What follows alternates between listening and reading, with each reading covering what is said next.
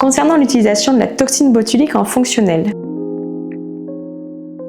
on connaît bien la toxine botulique en esthétique, que l'on appelle plus communément le Botox, mais il faut savoir qu'on peut l'utiliser en fonctionnel. Elle va avoir une action double, elle va diminuer la contraction des muscles dans lesquels on va l'injecter et elle va diminuer la neurotransmission de la douleur. On va donc pouvoir l'utiliser lorsque les patients sont crispés, lorsque les muscles sont rétrécis ou parfois lorsque les patients ont des migraines. On l'utilise très fréquemment en chirurgie maxillofaciale, notamment quand les patients viennent serrer les dents, surtout la nuit, et donc ils n'arrivent pas à le contrôler. Il faut savoir que ce n'est pas la première ligne thérapeutique lorsque l'on serre des dents. En premier abord, on va conseiller de faire de la kinésithérapie, plus ou moins mettre en place des gouttières de désocclusion. Mais lorsque cette première ligne de traitement ne fonctionne pas, on peut être amené à les injecter dans les muscles de la mastication, les masséters et les temporaux, afin de diminuer la force de contraction et diminuer la douleur de cette hypercontraction musculaire. La toxine, elle agit pendant environ 4 à 6 mois. Donc soit elle nous permet de sortir d'un cercle vicieux de contraction en synergie avec la kinésithérapie, soit son effet va s'estomper et dans ce cas, le patient va nécessiter de nouvelles injections afin de le soulager. Quand les patients serrent des mâchoires, on peut appeler ça aussi le bruxisme. Le bruxisme peut être excentrique et dans ce cas, on entend les personnes